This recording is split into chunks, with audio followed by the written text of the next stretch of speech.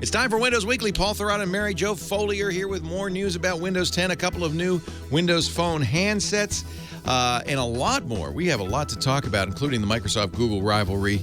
This is war. It's all ahead next on Windows Weekly. Netcasts you love. From people you trust. This is Twit. Bandwidth for Windows Weekly is provided by CacheFly at CacheFly.com.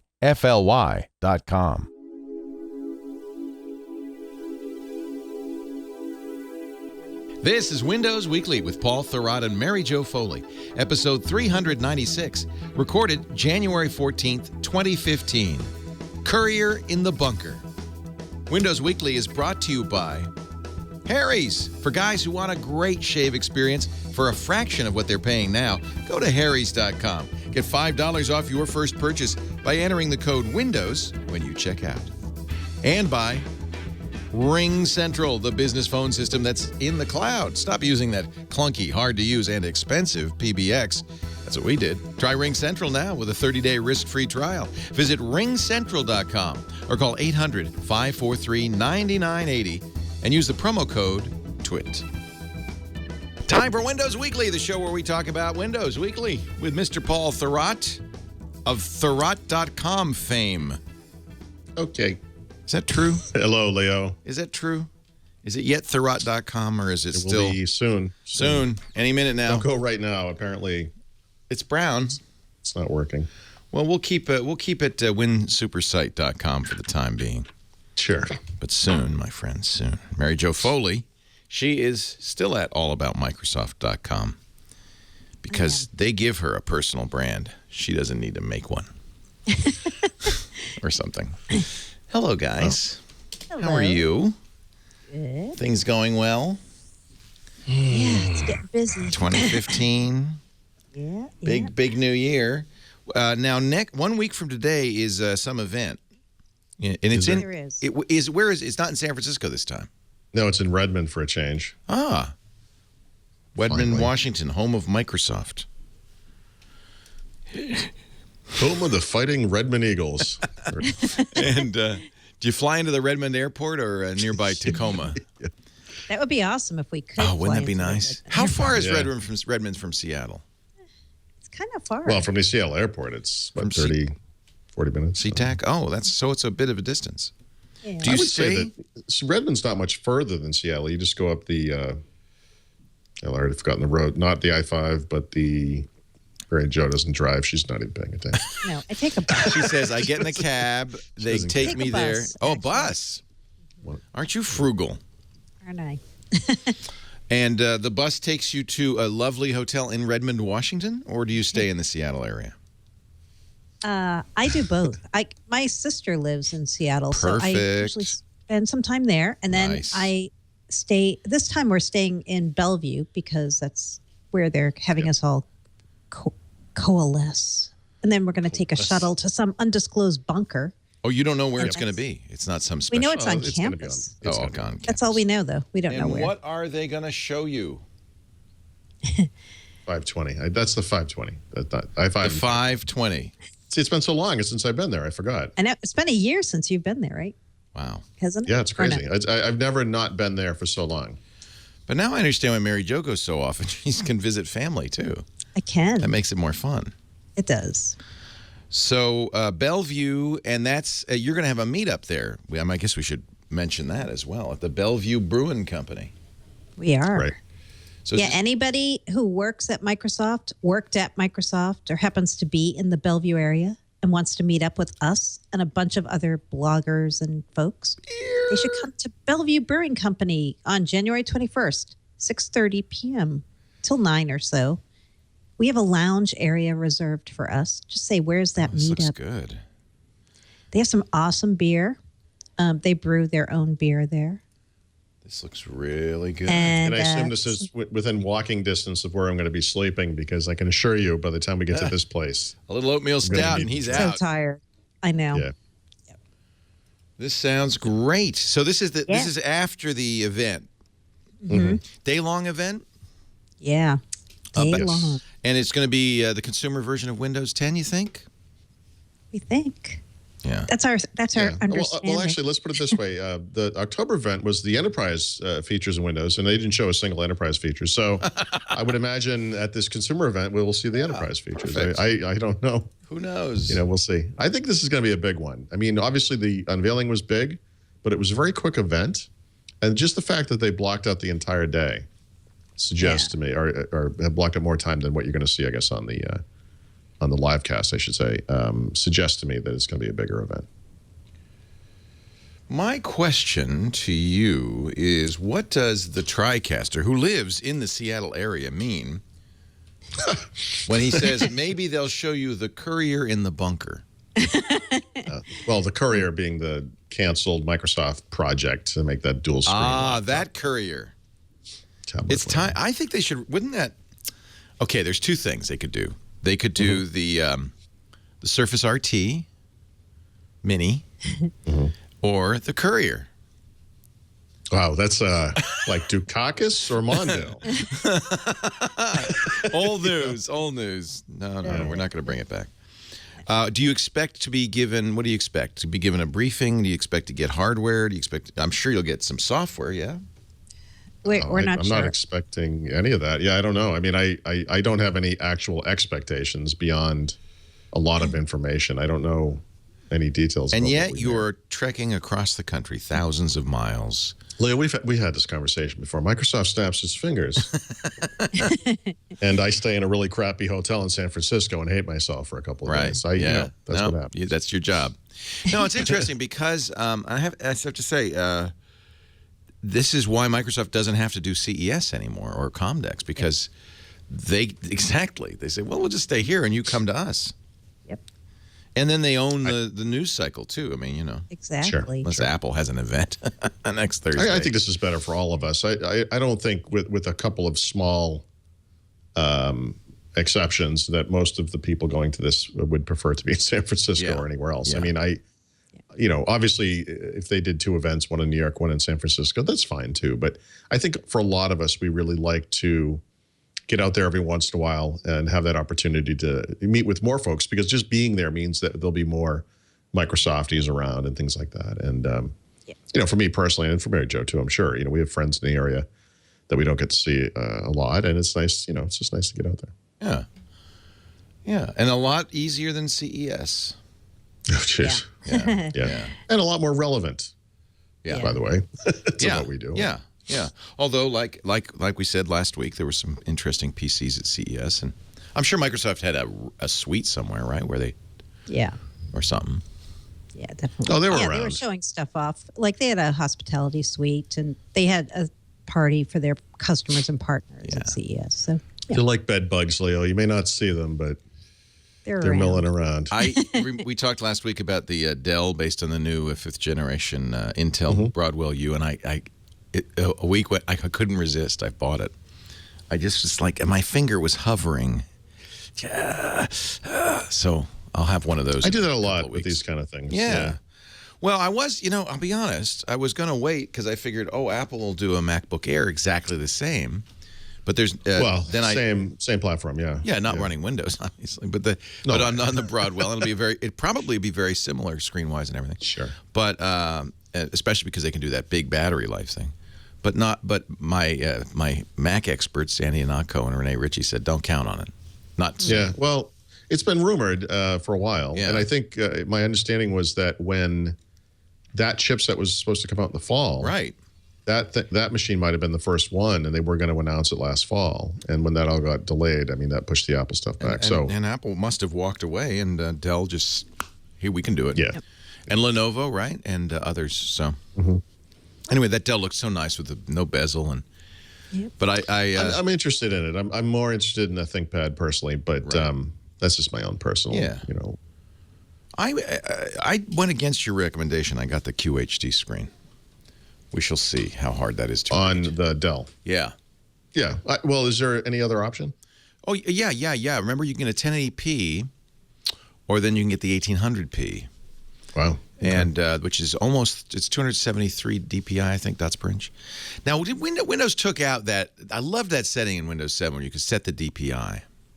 Oh, it's in there. It's still in there?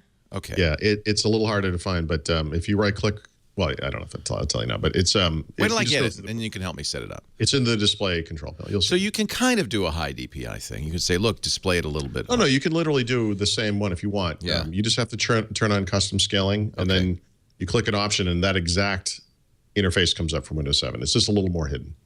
Can you do that in the Surface as well? Because a friend of mine has a Surface Pro 3, loves it, but he says, I can't. The scaling drives me crazy on Surface Pro 3. So I spent a considerable amount of time with that particular device because I really wanted to make that one work because I love it otherwise. And I did I tried different variations of scaling to try to get something that looked good on the desktop. And frankly, the way it's configured out of the box is sadly the best. You got to go dot for dot. Yeah. Yeah. All right. Well, good to know. I found the little slider. I kind of slid it up a little bit so it's a little bit bigger, but it didn't seem like it was the same capabilities as the DPI setting. Anyway, I'm sorry. I did not mean to derail you. Sorry. We're back. Let's go back to beautiful Bellevue, Washington. And then Build is coming up. I see the registration is opening up in a week after, the day after this event, next week. It's going to be a busy year, kind of Leo. Perfect, right? Yeah. Isn't it? It's like they're going to show us all this Windows 10 stuff, and then the next day, hey, do you want to pay $2,000 to go to Build? Yeah, yeah. Well, that suggests a certain amount of confidence, doesn't it? Right? It does. That they think that what they show off on Wednesday is going to be exciting enough that developers on Thursday are going to plunk down a couple of grand to go to Build. Yeah. When is Build? It is the last week of April. Right? Yeah. Right? You have on your blog allaboutmicrosoft.com, Mary Jo has the entire schedule. Yep. What we know so cow. far about events where Microsoft is likely to appear or do something significant. Holy cow. Build is in a different time of the month than it usually is. It's right on top of the new Tech Ed, which is Ignite, right? It's just, It's too bad in a way that those are so close. So January 21st, a week from today, is Windows 10, the next chapter, invitation only. Yep. Tech Days Online in the UK is in February. Then in March, Mobile World Congress. I think we should all meet in Barcelona for that, don't you think? I'm listening. I really want to do that. In fact, I'm going to have a conversation with Microsoft very soon that involves, look, I want any excuse to go to Barcelona. Is there a reason that I should possibly go? Yeah. What for you would a high-end Windows phone? An actual flagship Windows phone would do it for me. Yep. But don't you think it's the wrong time to get one of those right there, right? Because it is. They could. You would think it's going to run the mobile version of Windows 10, and if it is, that's not going to be out for months still. So it'd be weird if they show off a new flagship. So here, by the way, you're right. And we don't know what they're going to talk about next week. But I would just throw out this notion of, if you think about the Windows 8 devices the Windows 8.1 devices that were just announced at CES, and you think that Windows 10 is coming out 9 months after those devices, they're not a bad deal now because they'll run Windows 10 very effectively, right? I don't, maybe we're wrong, maybe I'm wrong, but I don't see any big hardware advances coming that will obviate the usefulness of these devices running Windows 10. That's true. It's possible to ship a similar type of device for phone, where especially a high-end device, where they can maybe even have a guarantee you will be getting Windows 10, or if they might choose to do that, because they certainly have their ways to do that. So I'm basically dreaming, and I'm dragging you down into this hole with me. But I would like you to be right. I'm just saying it's not impossible. I know. I'm betting if they do show new Windows phones in Barcelona, they'll be mid-range and low-end phones, because that seems to be where they're going right now. Yeah. Yeah, and that's the right, like chiclets now. That's the right thing to do, et cetera, et cetera. But it just doesn't capture the imagination of your elite tech press. Doesn't. The way a flagship. And I still look at this 1520. I finally kind of resurrected it, and it's just, it's really a great phone. Yeah, it really is. The only thing missing, and I blame Google. I've now got pretty much everything except Hangouts. I need Hangouts because that's my SMS messaging system, and because I use so many phones, I'll have it all go to my Hangouts number. Seems like the Google stuff should be possible, if only through third parties, right? That Well, I'm sure it is. Google has APIs for everything that they do, and we'll talk about Microsoft versus Google later, because therein lies a tale. Yeah. But it's clear that Google just kind of has it in for them a little bit. Yeah, they're not ambivalent about Windows Phone. They're literally working actively against it. Yeah. And that's working actively against users. Maybe it's not a lot of users. Maybe it's only in the few 100,000 or millions. But that's a lot of that's users. Right. I mean, Microsoft has really shown up for Android in the past year, and obviously they have a reason to do that. Android's huge, but they could throw Microsoft the bone. I mean, throw 2 interns on some Windows Phone apps. I mean, it's not going to hurt anybody. I'm surprised they don't, try it all. Yeah. I'm not really surprised. They really want to thwart them. They do. Right, they do. I mean, it's the same reason Amazon's not doing anything with the Kindle app, right? Yeah. It's all rivalry. And so Microsoft's always been the big guy. So now it's like, hey, let's stick it to them. But Microsoft is providing apps on Kindle and phone and their phone, and those devices aren't really big sellers. They don't care. That's helping Microsoft, right? I wasn't going to go down this road because we have a whole section devoted to this. Yeah. So I'll save it. But okay. I just hate them so much. I hate them. Those Google Mo's. All right. I'm sorry. Back on track. Stop it, Leo. Stop it. Knock it off, your digressive ways. Any other things? I'm looking at the rundown of events that you put together and all about Microsoft. Got WinHeck coming up in March. WinHeck is back. Wait a minute. I thought they got rid of that. It's 7 years since the last WinHeck, but it's back. And if you want to go to that, you have to request an invitation. But that's usually for OEMs and ODMs, and they show them a lot of stuff. And by the way, to be clear, there could be 7 WinHecks this year. I mean, this is there could. That's true. This is a WinHeck that they're going to hold them near to where hardware devices are manufactured. So they'll be in China, basically. Yep. And I don't think this is going to be the only one. And I don't think any of these are going to be huge events per se, but there's no reason why they couldn't generate a headline or two just by making some announcement in tandem with it, which is something I would expect. Yeah. So when is that? March? It is. It's a couple weeks before Build, is it? No, Mobile World Congress. No, sorry, right? it's a month before Build. Right. But Mobile World Congress is in March this year, isn't it? It is. Very first week of March. Yeah. Okay, so it's after that.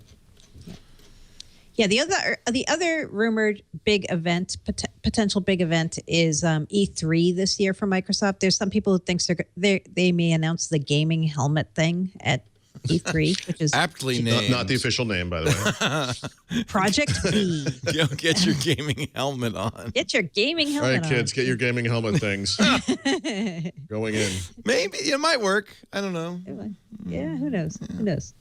And then we believe there'll be a Windows 10 launch, probably Q3, but we don't know where or when. So E3 is middle June. Mm-hmm. By the way, I think the biggest event, and we can all agree because just of where it is the Worldwide Partner Conference in Orlando in mid-July. Beautiful Disney World in July. Nothing sweeter. Get your deet, kids. We're headed to Orlando. Hair is going to be perfect that week. Oh dear. Although the partner conference, it will be hot, but there'll be news. There always is. It'll be hot, but there will be news. It'll be hot news. You can cut the air with a steak knife. Oh, well, they got a deal in July. Yeah. Sure. Yeah. All right. Good. So yeah. So actually, I'm going to keep this calendar around because we probably will have stuff around this. How are we going to handle next week? We're going to you got a room. I sent out an email about this. Unfortunately, the long and short of it is we have basically 2 options, which are 4 to 6 on Wednesday. Pacific time. Okay. Sorry, is that all right? Yeah, we could do that. Oh, or Friday. We could. Yeah, we could do 4 to 6. So you said we were going to get a room, but that's. I mean, I would prefer, and I think Mary Jo would too. I keep speaking for her for some reason, but I think she would. That we do it from there, if possible. Yeah. I think that would be kind of fun. Better bandwidth, and more people around. It's right. It's going to be fresh and all that. The Loudermilk twins will be there. We'll try to keep them at bay. They'll be there. But. I like to tease them. Okay, so we'll plan on that right after next week instead of our normal time, 11 a.m. Pacific. We can do it. I think we. I'll have to check with the boss, but I think we can do it right after Tech News Tonight, which is at 4 p.m. Pacific. So we can do 4:30, say to 6, something like that. Yeah, that'd be cool. Yeah. Plus, we'll be able to tell you guys what happened in the afternoon. Well, I like that. Yeah, that way you get all of the news. Yeah. Because the morning is going to be webcast live, we believe. Well, we do know that it is going to be webcast live. We just don't know what the URL is yet for that. Right. But the afternoon is not going to be webcast, but we're going to be there so we can tell you what we saw. So that will be the most important stuff. Under NDA, which I don't think it will be. But Yeah. All right. Yeah. Nice. So that should be fun if we can do that. Either that or we'll be under NDA and we'll just... We'll just say, we saw some cool stuff. Oh, I'm glad. Thanks for changing the schedule. Yeah. All right. I think if we can do it that day, it'll be great. They've got a room for us on campus, and so we're set if we can. Be great. So I'm sending out a note. Looks like it'll be 1:21 right after Tech News Tonight. Cool. And I think that Ham Nation, I can't remember what comes later then. I think it's Ham Nation, and that doesn't start till around 6. So I think that's awesome. And then we'll go drink beer at our meetup right after that. Right. Okay. It'll be a long day, but it'll be a good day. Yep. It's going to be a good day. I know. We think we're going to see the consumer preview. We think we might see Touch First Office there. We think we might see that Spartan browser there. So there's a lot of things we think we're going to see. Windows Phone kind of tablet-y thing. We think we'll see something like that probably. Yep. And then, but yeah, I don't know schedule. I think we're going to hear about PC gaming because Phil Spencer from Xbox, that's right, is going to be there. So there's a lot of stuff. They'll probably announce another version of Flight Simulator. They're making their big comeback. very exciting. Very exciting. Games for Windows Live. Yeah, and you guys can watch the live stream, Leo, too. We will. We think it'll be at, we aren't sure on the time exactly. We think 9 a.m. Pacific Well, is when what we they're can going to do do, of course, Tech News today is 10 to 10:45. What we can do is start the coverage, do Tech News today, come back, and since you won't be doing Windows Weekly, we'll have that time. We might as well just stream that whole thing and then till they shut it down at lunch. Yep. Good. All right. I will chat with the staff. Nice. And make sure we have an engineer on duty. It's not easy anymore. I used to be. I just say, "Yeah, I'll come in." Now we gotta get people. Yeah. Excellent. Yeah. So I am disheartened because yesterday Windows 7 died. Yep. Moment of silence, everyone. That's what everybody said. Yeah. It's so interesting. Some of the headlines I saw yesterday were unbelievable. Oh, man. They really were. Like what? Unbelievable. Like a new low. I don't remember the exact wording, but it was just... Microsoft ends support for Windows 7. Yeah. Forces users to use Windows 8. The clickbait headlines that we have today. Yeah. Like Microsoft killed off Windows 7 and you're never going to believe what happened next. It's like, guys, come on. Yeah. Come on. So just to be clear, this is the... what they call it, mainstream support. What do they call it? Mainstream support. And that means just that they're not going. Nobody in Redmond is going to be writing a new Minecraft Minesweeper for Windows. You don't even have to think. There's no overthinking here required.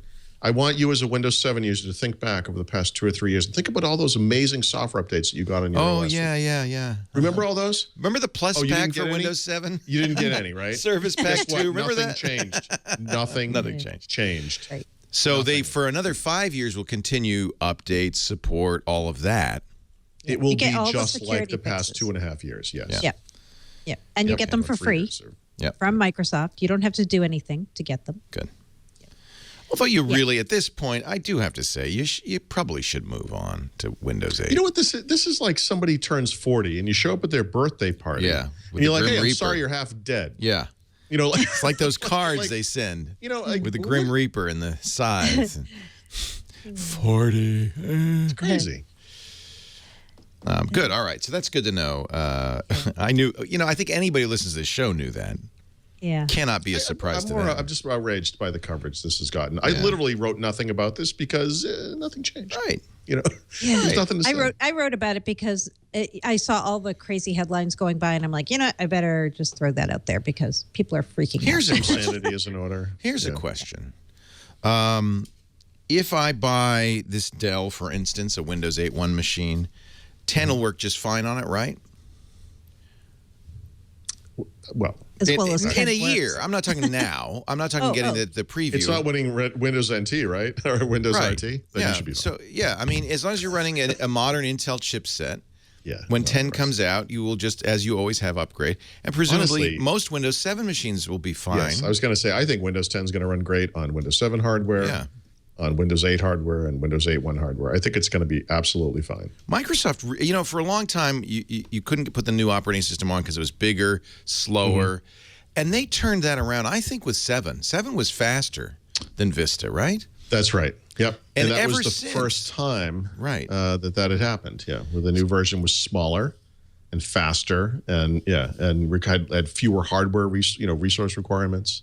The driver model sometimes changes and things like that, but essentially, if you have the hardware, that can run Windows 7 well, 10 should be even better, right? Is it still that way? They continue to have 8. 8 was faster than 7.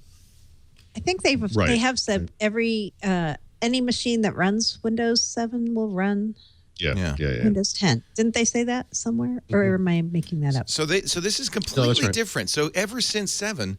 Lighter and faster instead of bigger and slower. What a concept.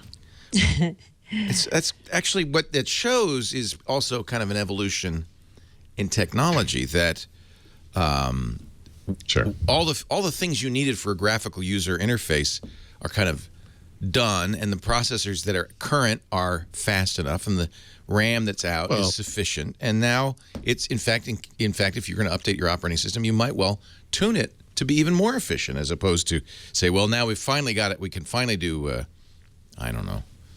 Aereo. Sure. No, I think, first of all, there are a couple of factors here, right? Windows Vista was very big and bloated and fat. So but it was cutting that back for 7. XP was too, compared to 7, right? It's even 7 even ran better than XP. Yeah, I don't have as big of a handle on that one, but Vista was very inefficient. That said, I mean, the other thing that was happening in the background was the componentization of Windows. And of course, in the modern age, where that's important is for pushing Windows onto ever more mobile devices that have only 1 gigabyte of RAM, have 16 gigabytes of onboard storage, very small screens, touch interfaces, and so forth. And so by componentizing the system, you get to some version of Windows where you can lop off a bunch of stuff that's not needed on such devices. And, the underlying thing, that kind of core part of Windows is a lot more efficient and smaller, than it was before. Right. So, and I presume that will continue. Yeah, I would think so. Yeah. Sure. We have Windows phones that have 512 megabytes of RAM. Right. Windows is actually 4 gigs of storage. Very efficient. Yeah. All right. Let's take a break. When we come back, more Windows 10 news. There's some more leaks. We'll find out more about them. Paul Thurrott's here. Mary Jo Foley. Paul did a nice job on his hair. You went to a barber and got it cleaned up a little bit. Every single person, this is the guy. I considered having him come and cut my hair that day, but my kids were so excited. No, that was more fun. Yeah. But he said this, and virtually everyone who's seen me has said this, is you look great. Some variation of, did you lose a bet? And then I say, no, I said, actually, I did this for charity. And they say, oh, that's very nice. Actually, I think Mary Jo will agree very with me. Acceptable, You look good. I think it looks He good. looks so macho and just great. Paul's always been and you'll forgive me for saying this, a handsome man. And I think I accept that compliment, Leo. And I have to say that I'm vaguely considering leaving it very short, only because I get up in the morning and I feel it's like a phantom limb syndrome kind of thing. Where's my hair? I feel like my hair is really messy, like I'm all bedheaded. Yeah. And then I walk in the bathroom and I look in the mirror and it's like, nice. Exactly. There's like nothing to do. Nice. Exactly. Like nothing. You save so much money on products. Matt Lauer says It's the best thing he ever did. Another very attractive, powerful media personality. He says, yes, we have so much in common. And so I think it's the new look. I am, on the other hand, absolutely growing mine back as long as I can to hide whatever part of my head I can. My hairline was some form of subterfuge. You know, he said, your hairline is much higher than I thought it was. You clearly have been lying to me for years. Look at mine. I mean, this is the definition, the very definition of receding. I think this is just what hairlines look like. I mean, I don't know what to tell you. Well, anyway, I don't think it's a bad look for you, especially because you have such a, like a nice manly chest. Your hairy chest. Yes, I should have shaved that too. That's next year's bet. Yeah, Paul is a good-looking fella, and yeah. So Paul did this because we raised $60,000 for UNICEF. The final count is much closer when you include the auction to $75,000. So thank you for doing that, Paul. Yep. And I've been told that there's no reason that people couldn't continue to go to unicef.usa. I'm sorry, unicef.usa.org/twit and keep the contributions coming in. It's a very good cause. It does seem to continue to go up. $63,349 now. So thank you to all those wonderful people. 3,349 away from me having hair. And thanks to, I think it was Dr. Mom who put us over the top there because she really wanted to see us. But I can say it was a success. Now, if you were wanting to keep bicking it, as they call it bicking it, that's such a terrible name. Bicking? Bicking, B-I-C, like those cheap disposable razors. Yes.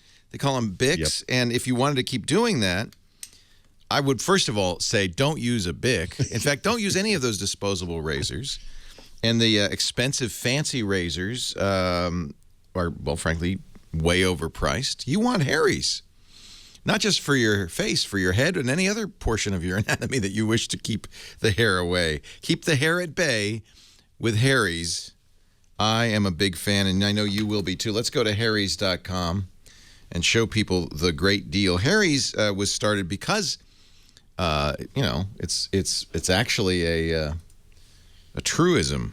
It's almost trite to say they give away the razors and they make it up on the blades. Well, that's exactly the business model for most of the big shaving companies, and that's why the blades are $4. When you go to the drugstore, they lock them up. They're worth so much. Not Harry's. Harry's has decided we can make great blades. I would submit better blades than the blades available at the drugstore because they bought the factory in Germany that makes these blades, and they give the instructions to the factory. They say, here's how we want the best blades. We want them engineered for sharpness, performance. Nobody should ever again cut their face, their head with a razor blade. And so by making the blades and then selling them directly to you, you save more than half over the cost of overpriced blades. And even the razors are very affordable. Take a look at Harry's great kits. This is how you start with Harry's. They have the Truman set and the Winston set. The Truman is a plastic handle, which is very attractive in 4 different colors. $15. And that gets you not just the handle, but 3 blades, the travel cover, and the great Harry's shave gel, which I'm a big fan of. Smells great, and it really works well. Now, if you want to spend a little more, they also have the Winston set metal handle with engraving. That's still only $25. And we're going to take $5 off if you use the offer code WINDOWS when you buy. Harry's, HARRYS.com.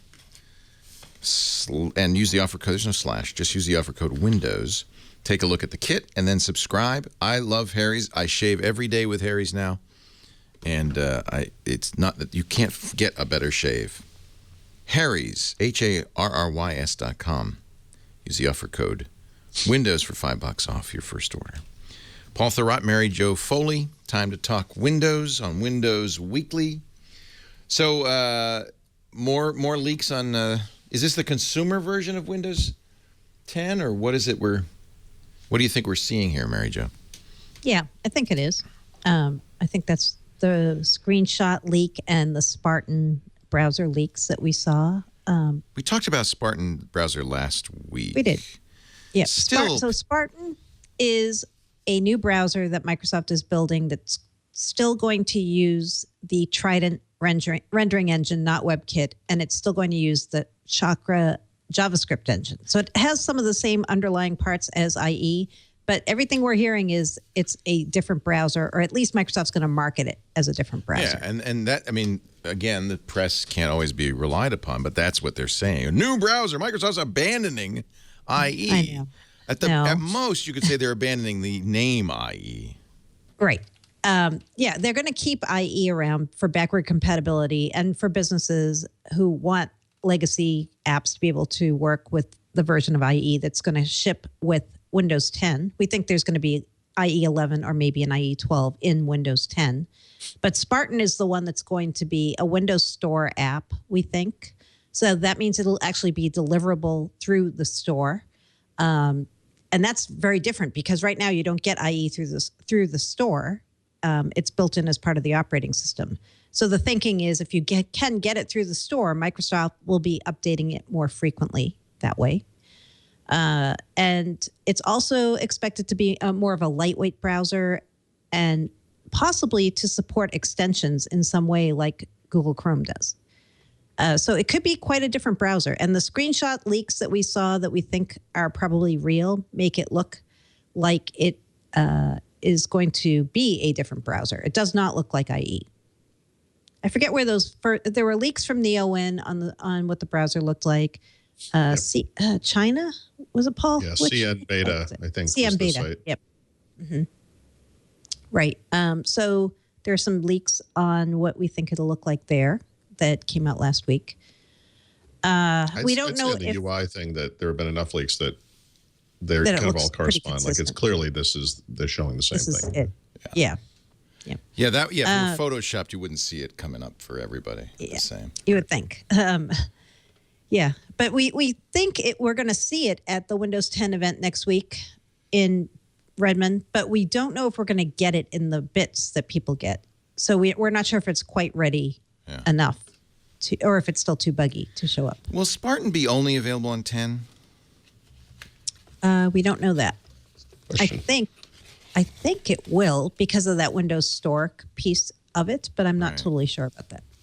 So we'll still be using IE on previous versions. We think. And, the other thing we don't know. Yeah, that's a good question. I know. I hadn't really thought about that either. The other thing we don't know is whether Microsoft at some point will take Spartan cross-platform. Like, will there be a Spartan for iOS and a Spartan for Android? I don't think that'll happen anytime soon, but there's no reason really that I guess. As long as they ship it first on iPhone before they ship it on Windows Phone. Oh, gee. I mean, if they ship it on Windows and Windows Phone first, Wouldn't that'll that be hysterical? A nice departure. Holy cow. You remember that scene in Frankenstein where the guys were running at the castle with the torches and the pitchforks? God. So there were a couple of other Spartan rumors and leaks last week. Tom Warren at The Verge said he has information that Spartan's going to include digital inking support. So the idea is if you pull up a page in Spartan, you'll be able to annotate it with digital ink, save it into OneDrive, and anyone with any browser will be able to pull it up and see the annotations and annotate it themselves and then save it back into OneDrive. That would be pretty cool. Interesting. If that happens. Yeah. And then a few of us have heard about this feature they're trying to build into Spartan, according to sources, that is called group tabs, or maybe called group tabs, where you'll be able to open multiple tabs and have them next to each other for comparison's sake, so you won't have to keep going back and forth between tabs. They'll all be in a single pane somehow. So that could be kind of interesting, too, if they end up bringing that to the browser. So it sounds kind of interesting. I'm actually very interested to see Spartan. Yeah, I mean, I am too. I mean, you sound skeptical. You sound skeptical. Paul. Yeah, it was fun.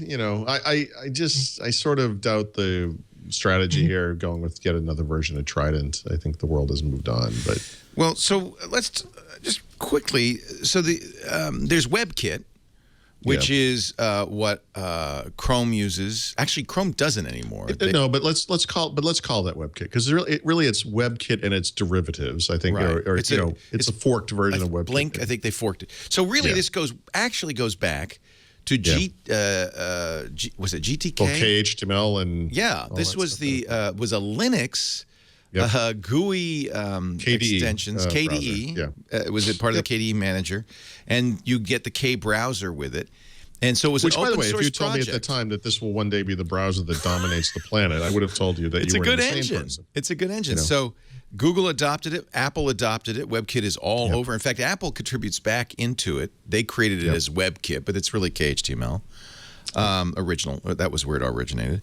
Google has forked it now, so they can do apparently what they did was there was so much code in there to support, kind of old stuff and deprecated things. They just said we don't have to bring that whole code set along with us, so we're going to fork it and get rid of the out-of-date hardware support, out-of-date support, and I think they call it. I want to say Blink. Blink sounds right. Yeah. Apple still uses it. And Apple still uses it. Apple uses it on the 1 billion devices that they've shipped over the past number of years, or 750 million, whatever it is. Firefox does not. It has its own engine, which was Gecko. I'm not sure what they're using now. Yep, so the engine is underneath the browser. It's the rendering engine. Right. Yeah. And the thing is, I feel like there's plenty of room for innovation on top of that thing. It's like saying, we can't change to the SMB file type system because Microsoft uses it or something. Well, the UI is on top of it. So the menus, the buttons, how the buttons look, everything's on top of the rendering engine. In fact, it used to be called the Chrome, like the Chrome on a car. And that's why Chrome and Chromium have the name that they do, because really they're on top of WebKit. So Trident, how long has Microsoft been using Trident? Because that's the 95, right? Trident dates back to the Mosaic stuff that they licensed from Spyglass in the mid 1990s. So it's pretty old. Yeah. Huh. Well, I mean, I'm not. Look, I don't know. I mean, I'm not sure necessarily it's like a bad thing that it's old, right? I mean, from what I heard from some of my contacts, they debated whether to use WebKit. For this new browser, but they decided they had so much investment in Trident, and again, back to the legacy idea, they instead forked Trident. Yeah. And they just said, hey, we're going to just stick with Trident. And they actually do believe Trident is a better rendering engine. Even though everybody else is using WebKit. I'm positive that's true. I'm also positive it doesn't matter. That's the problem. But whatever. I think they're going to stay with Trident. I'm pretty sure that's set in stone for this. There's also, so there's not just speed and accuracy. There's security. Mm-hmm. And there's also consistency. And you don't necessarily need the same rendering engine to achieve that consistency. But, Microsoft just spent the past 3 years trying to get web developers and the creators of these engines to agree on hitting standards, and making things render consistently across browsers and everything. And no one's paying attention to that at all. Yeah. And it stinks. It's hard for developers. It's hard for users. There's all kinds of problems there. Look, whatever they call this thing, Spartan, for now, will have useful features, from Chrome and other browsers like extensibility and all that kind of stuff. And that's great. I mean, obviously IE is lacking in various ways. IE also has things that other browsers don't have, which I find very worthwhile day to day in Windows.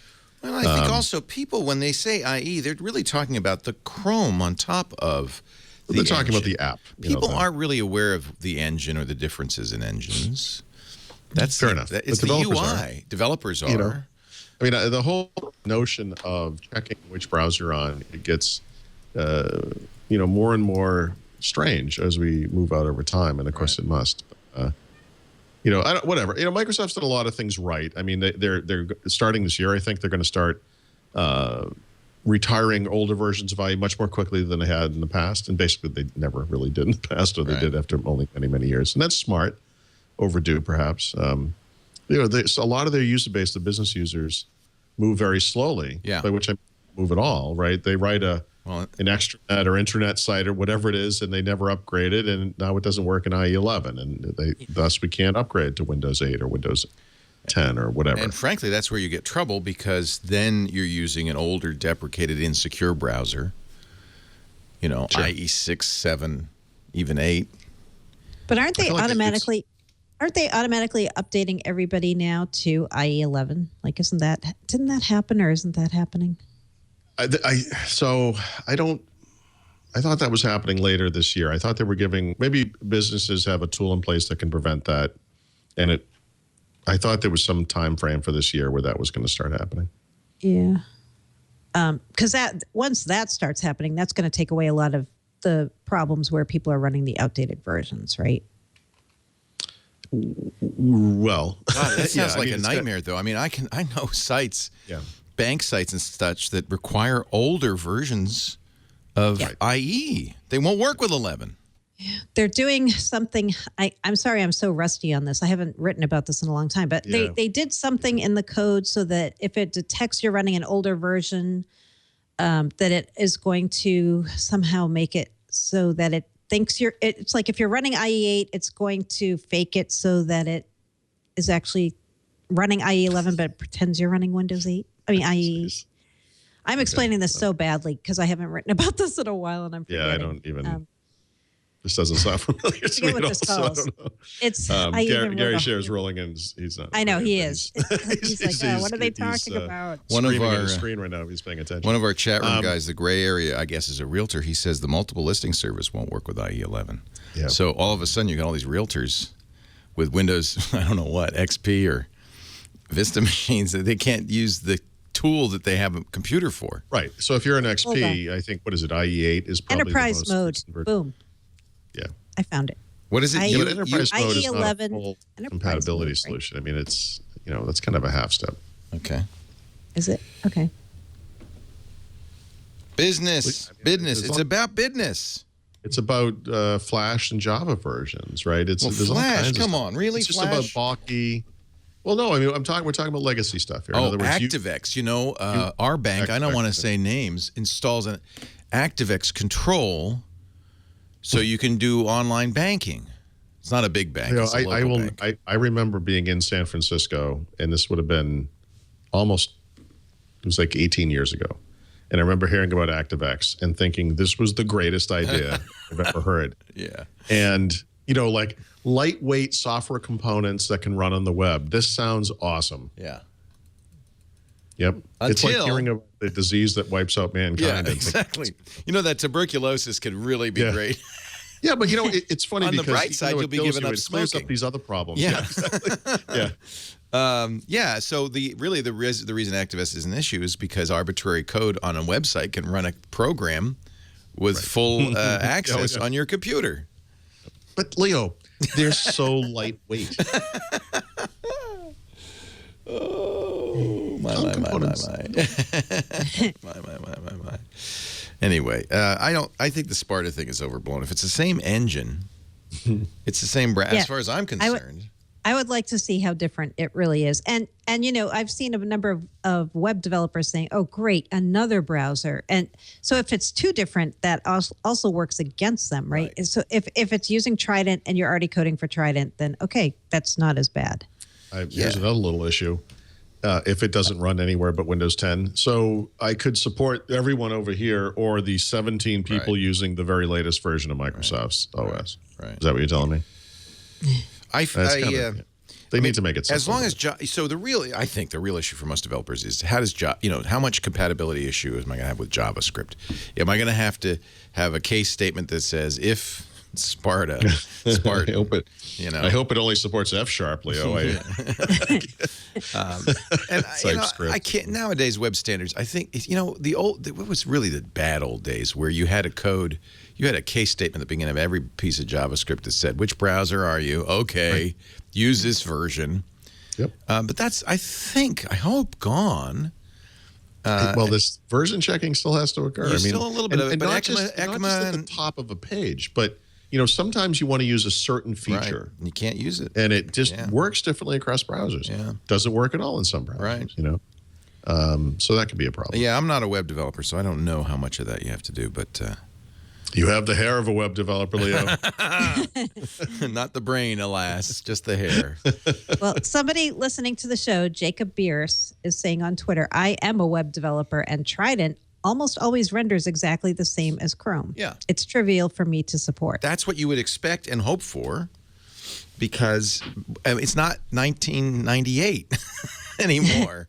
You know? Well, there was a trick probably in Windows 8. Yeah, I'm sorry, in Windows Phone 8, and maybe it was Windows Phone 8.1. It was probably 8.1, where, if I'm not mistaken, you hit a website with a mobile browser, and it will fake the site into thinking it's Chrome. Yeah. Just so you get the correct looking site, because 9 times out of 10 it looks absolutely perfect on Windows Phone. It's just that they would see IE and they'd throw up the desktop site. You know, given how much we're going to be living in the cloud, how important thin clients are going to be, not just for Google, but I think for Microsoft. ActiveX is making a comeback, Leo. Put it in the cloud. No. I just think it behooves everyone to make sure that. I'm going to have like a password prompt written in ActiveX on my website. In our chat room, what is his name? Luigi the Cat says, the wonderful thing about standards is there are so many to choose from. Yes. Yeah. Right. So there you go. Who would have thought such brilliance from a person named Luigi the Cat? Anything else? Where are we at? Where are we at? Mo Windows leaks, item 2 in the rundown. What's next for OneDrive? You know, I have to say, I'm loving OneDrive more and more because all my phones now, I save my photos to OneDrive and that unlimited storage. So when I got, revived the 1520, there's all my stuff. Pictures I take on the 1520 are on every other phone, even the Google phones. My wife's phone just had a problem with the micro SD card, and it took a while to figure out that's what the problem was. We popped the card out. She's upgrading soon. I said, look, you can live without the card. Don't worry about it. For 2 weeks. Right. And now her phone works fine. Here's the thing. So we're out the other night, and I said, oh, show them those photos from the whatever. And they're not on her phone because they were on the micro SD card. And I said, surely you were backing these things up to OneDrive, because then I can show, nope. It's like, Stephanie, seriously. All your pictures would just be in the same place. Yeah. So nice. I love it. Yep.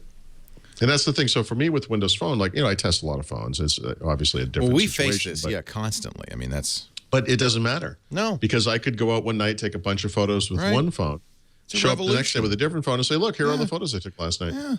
Yeah. I'm loving it. They're all here. Yeah. Yep. And just go to OneDrive. There's everything. It's great. Yeah.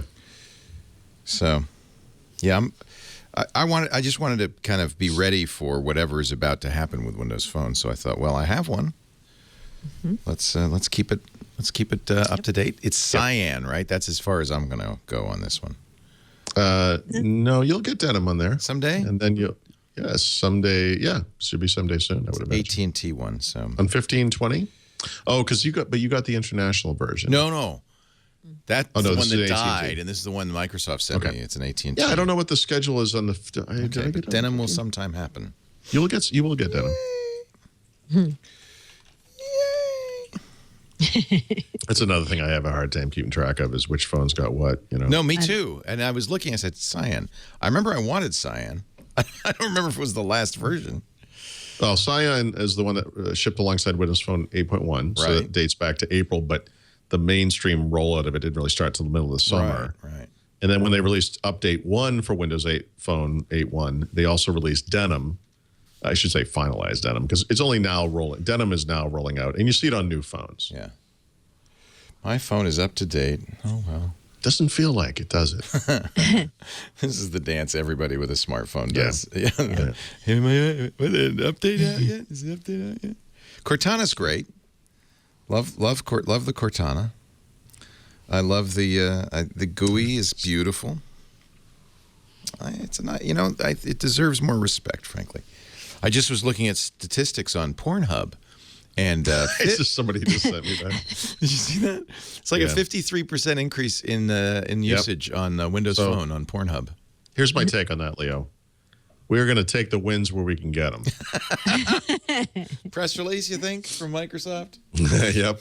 Yeah. Biggest growth of any smartphone platform. I'm glad you said that, not me. Oh, right. Right. I was about to, and then I thought better of it. Sorry, Mary Jo. We're just boys. Boys being boys. Boys being boys. What is the latest on OneDrive and Windows 10? Is it in there now, or? So This is a convoluted story, but the short version is back in, when was this, November? Microsoft released the final preview build of 2014 and included a version of OneDrive that no one was very happy about because it got rid of the placeholder system that a lot of people really liked in Windows 8.1 and went back to the old selective sync system that is in Windows 7. It's in Windows 8. It's also on the Mac. I mean, honestly, what they did this week was basically just reiterate what they've already said. But what it boils down to is that's not really changing. We had to change the sync engine. They already explained why. They wanted consistency, reliability across all the platforms and all that kind of stuff. They're merging the underlying sync engines. It's a big deal. They're going to add new functionality that was impossible, hard to do under the old, under the placeholder system. Give people access to shared OneDrive files and folders, for example, and also make some improvements that they haven't really detailed yet to the way that we view and share photos on OneDrive, which becomes more and more important with unlimited storage. What they've pledged to do, and again, this is not anything new, they've already said this, but is post the release of Windows 10, but before the end of this year, they will try to bring back some of the functionality of placeholders.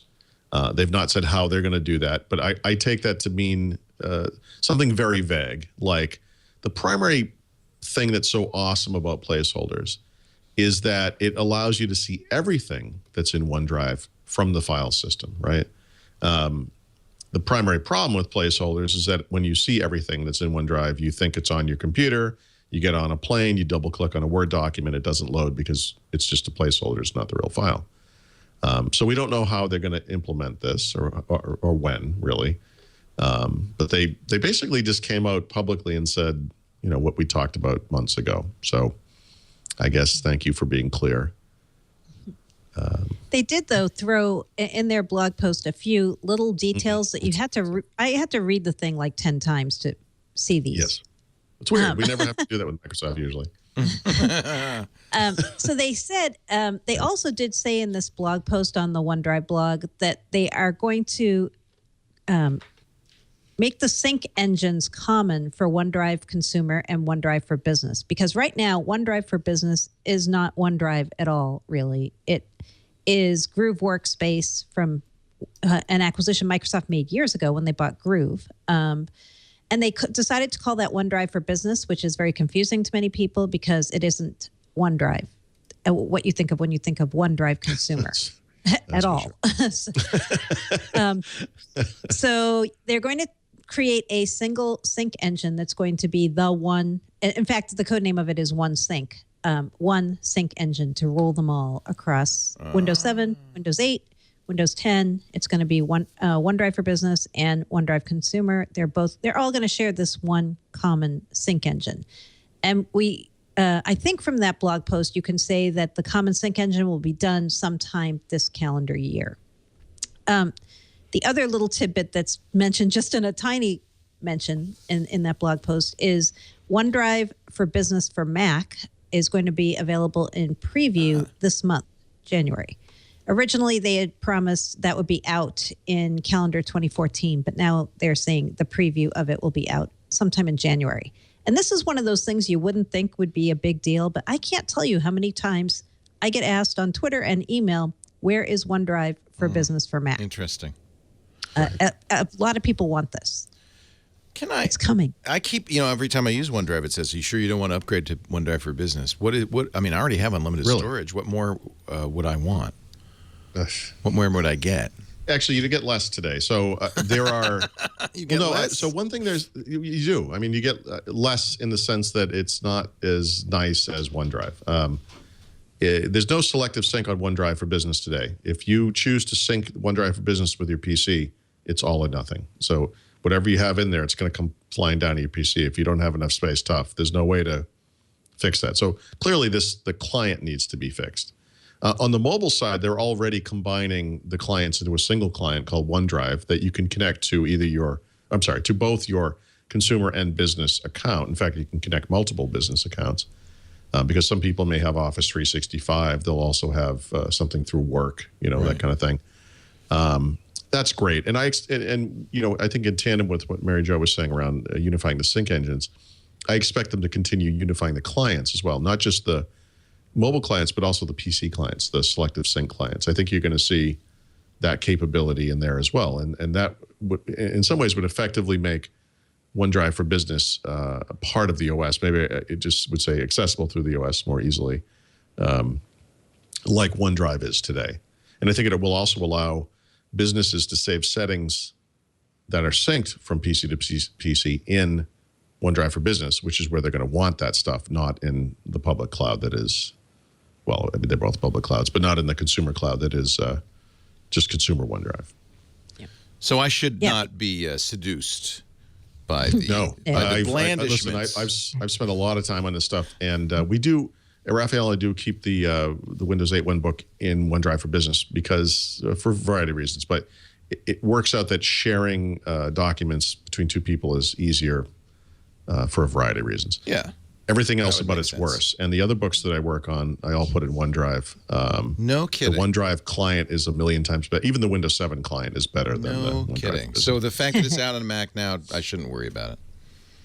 Well, we'll see, because I actually fully expect them to upgrade the clients across the board, and so I'm actually very curious. This would enrage people if the Mac client came out and was in fact just a feature of the OneDrive client, right? That they integrate that one first. Oh wow. Or as part of a general release of upgrades across different platforms. We'll see. I mean, it doesn't make sense to me that they would release a standalone OneDrive for Business client for Mac right now. Why not just integrate it with OneDrive? Right. Yeah. Yeah, they say in this roadmap, too, the ability to do what we were just talking about, sync shared folders like Dropbox does, and do selective sync across all platforms. That's going to be part of the common sync engine. Right. So that's where that's going to be introduced and how. But because right now, especially for OneDrive for Business, that's a disaster, like you just said. So it's all good. I mean, I'm glad to see them finally doing this. It's kind of weird it took this long. I'm sure it's really hard to do, that said, but the naming thing, it made it tough. People all the time were like, wait, what's the difference? Isn't OneDrive for always Business been terrible. Just OneDrive? Well, OneDrive for Business is really weird because when you go back through versions of Office, it started out as Groove. And then for a while, it was called SharePoint Workspaces, I think. And then it became, SkyDrive Pro. Yep. So it's really about, that makes sense now. So it's more like a SharePoint kind of, it's more of a collaborative space. Yeah. It started as a SharePoint. All right. Okay. Well, it started as Groove outside of Microsoft. But Ray Ozzy's fabulous product. I wonder where Ray is today. He's doing startups again. He's doing that Talk.io. That's right. Yep. He got a lot of attention for one day. Yeah. And then... So that's the most we can hope for these days, Leo. Really, the news cycle. I'd hate to be an entrepreneur. It's like, did you get enough people in that first day? Because that's all you're getting. Yeah, because you're done. You're done. Because tomorrow Russia's going to invade the Ukraine or, whatever. I mean... Yeah. News cycle moves fast, even in just the tech news cycle. Yep. I'm still not done thinking about what the guy from Facebook's going to read next month. That's really exciting to me. God, what is wrong with this industry? What are you talking about? Mark Zuckerberg is starting a book club, and it's like a news story. Listen, I'm really excited you're reading, big guy. I am. Actually, more important and perhaps of interest to Microsoft is this move from Facebook to do a Facebook for Work, an enterprise version of Facebook. Yeah. Sure. That goes right up against Yammer and all of the Microsoft enterprise suites. Of course, it's just weird because those guys were such big partners. Who knew? Who thought that Facebook would ever bite Microsoft? It strikes me, BYOD changed hardware in enterprise because all of a sudden people are bringing iPhone in. And I think Zuckerberg's going, what about BYOS? Bring your own social network. Yeah. Maybe people, even though we have all these great business tools for collaboration that are business focused, maybe people prefer to use something that looks like Facebook. Here's an opportunity. If we can be fair, by the way, Microsoft thought of this first. Not first, before Facebook did, and certainly implemented it on their own in SharePoint, right? Social networking in SharePoint. Yammer was there, and they were doing their own thing. Obviously, there's some crossover functionality there, but they bought Yammer, so Yammer was also doing this. And Skype. I mean, this concept is not new. And Link. Yeah, they have all the technologies. Yeah, but I mean, the fact that Facebook has kind of woken up to this, is interesting. I will say that when I first heard the concept of like, enterprise social networking, that sounded like an oxymoron of some kind or some kind of weird mishmash of words. But there's actually a pretty compelling case around this because, and actually your BYD example is a good one because it's a case of bringing in tools that people are familiar with. Yep. And that's what users are looking for. Yep. And yeah, I agree with you. Something that looks like Facebook is pretty good. Something that literally is Facebook may actually be better.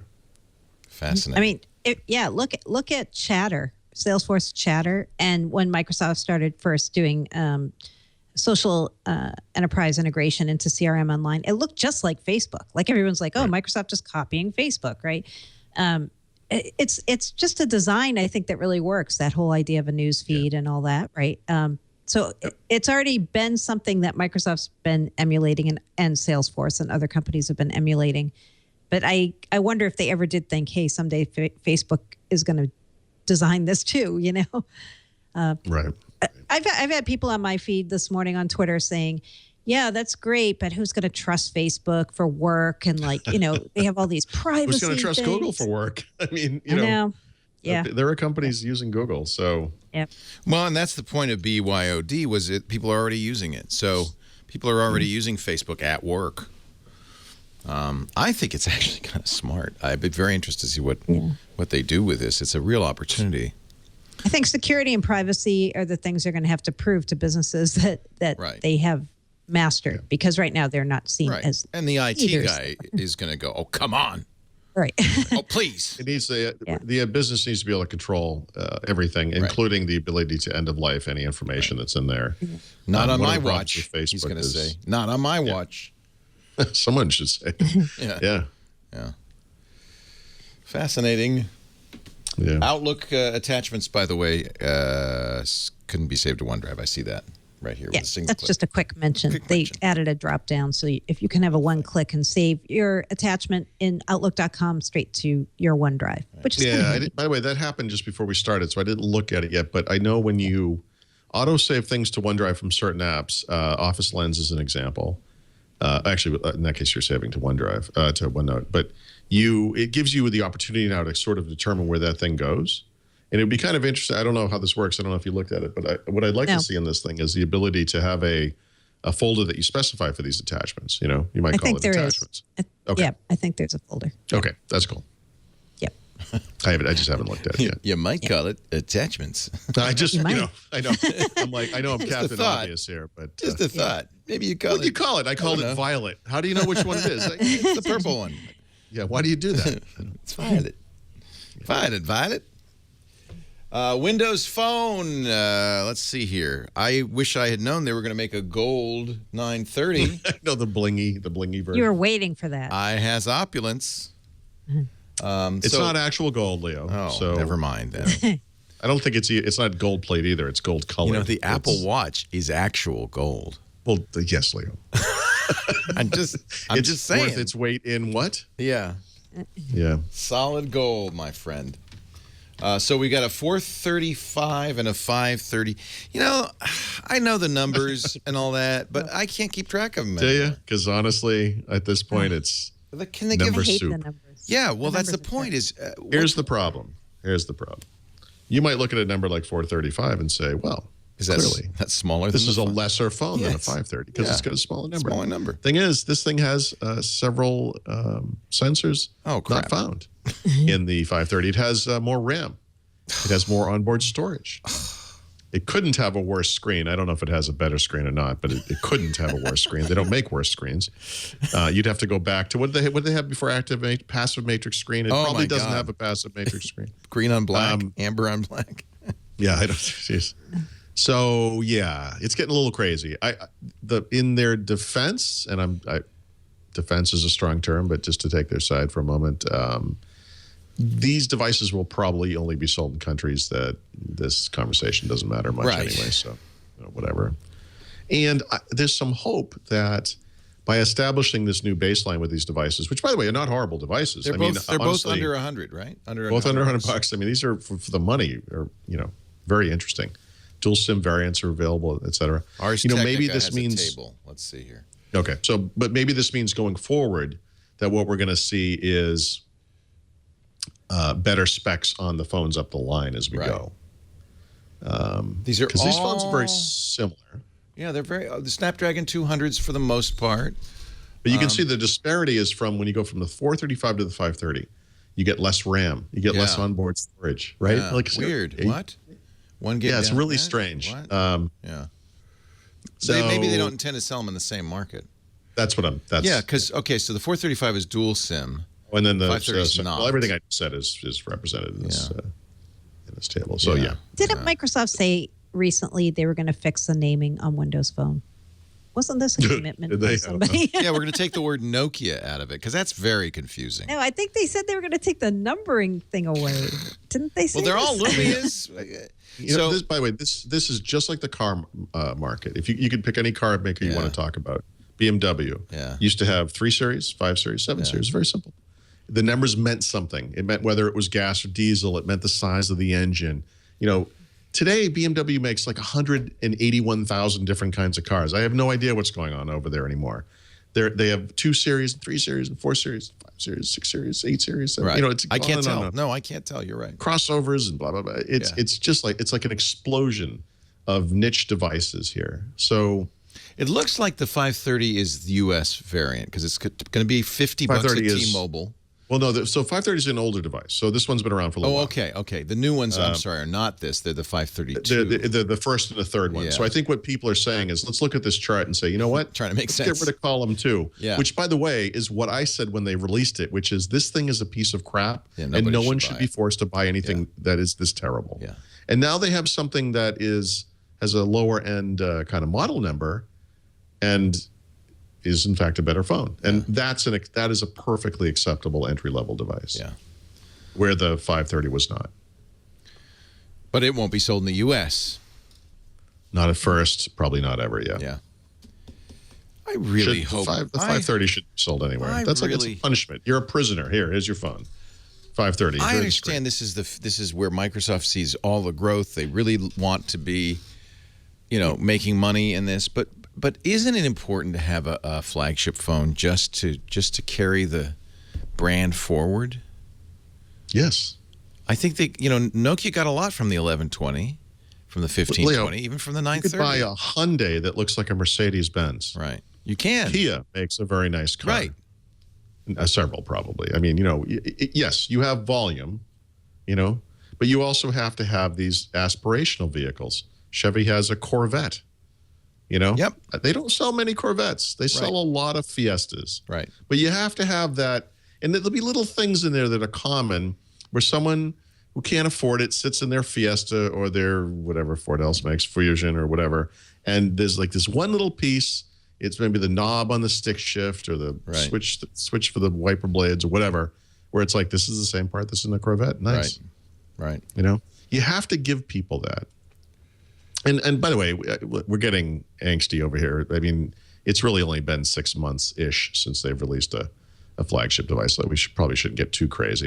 The problem is they've released like 117 small phones. What are they doing? Like, there's so many of these things. I don't know. Yeah, I don't know. These two are okay. I just want to say, I complain about this a lot. These 2 phones look okay to me. These are fine. Right. It's just that there are just 2 more phones that got tossed into this gigantic mess. Big stew pot. Yep. And then the 930, which is the icon, right? And the 830 will be coming in gold. Woohoo! Yeah. Mary Jo going to run right out. Get an upgrade. Which market do you think that was aimed at primarily, Leo, if you had a guess? China? Yeah. Asia. Yeah. Asia? Yep. They look pretty. They do, yeah. It's not all gold. It's gold trim. Right. But those are nice-looking phones. It's like getting the gold package on your Lexus, since I keep talking about cars. No, it is. It's just like it's just a little bit of bling. Yeah. I love this picture. Who took this picture? Gold Lumia 830 and 930 all day. Yeah. On the appointment. Nice. Wow. Yep. Wow. All day, man. I could go all day, man, with this one. Well, talk about like a one-day news cycle. These devices got about a 10-minute news cycle. They're in gold. And PayPal has a card reader, kind of like Kind of like, yeah. You know, the other one. You mean exactly like Square? Yeah, just like Square. Yeah, Leo, but guess what shape the PayPal Is it reader square? is? I'll give you a hint. It's not square. Ah. And I think that's why. Yeah. It's a triangle, just like the Office. The Office tablet was a triangle. Yes. It looks exactly like that. It goes right in the headphone jack. Yeah. It works on it will work on Windows Phone, which didn't get a lot of press, but that's part of it. It will also work with a Windows- Surface, which is cool. Isn't this the first time it's going to work with Windows 8 at all? This reader? PayPal? Yeah. Oh, in other words, yeah. So they're writing like a modern app because that's part of the deal. Yeah, I think that is true. Yep. Nice. Yep. That's good. You know, It's I good. would guess the Bunch of- Surface is a good POS, point of sale hardware device. I'm glad you It's funny, clarified the that. POS. Yeah, to be clear, what he means by POS. Well, I see a lot of people using iPads, and they're not very capable. yes, but but by the way, I read their little PR thing. I read PayPal's little PR thing, and honestly, they said something that rings very true to me because I know several people who own small businesses that have a Square device that they use to sell things in their shops. In fact, the brewery I keep talking about does this. Yeah. And then they use an actual computer to conduct business, right, that they use for themselves. And what these guys are saying is, look, we have one device that can do both of these things. Mm-hmm. And, I've got a friend who owns a kind of an art store in Dedham Square, and she has a laptop that she uses for her business stuff. And they use I think they use a handset, but they use a smartphone with a Square device to, conduct business with customers at retail. If you could have one machine that did both, that's a big savings for these guys. I mean, these are the companies that are working on razor thin margins, and I think there's actually a point to this. One machine that can do both. One machine to rule them all. I mean, Chromebook would be the obvious choice if they could just figure that out. But Yeah. Well, I don't, yeah. Microsoft starting a pre-release program for Skype on iPhone. Wait a minute, I thought Skype was on iPhone. It is. So what's new about Skype this? is on iPhone. Microsoft announced today that if you're using Skype on iPhone and you want to be in a pre-release program where you get to see unannounced features and stuff, you can sign up. So of course, as soon as this was announced, all the Windows Phone people are like, how about us? Yeah, no, sorry. No, this is for iPhone people. Yep, Sorry. Yep. And to get into this, you go on the Skype site and they have a link, and then you can ask to be in the program. If you get in the program, it sounds like you're going to have to obviously sign some NDAs, I would think, or at least agree to NDAs, or you're going to get tossed. But yeah, it's interesting they're doing this for iPhone. I don't think there is a Skype for Windows Phone pre-release program. Is there, Paul? Do you have your one? No, there's not. Not. Not that I'm Or aware of. for, let's be fair, Android. Yeah, they'll probably do one for Android next. I mean, that'll be my guess. Oh. Just to give you an idea of where our heads are at. Yeah. If it makes you Yeah. feel better, Office for Mac is still way late.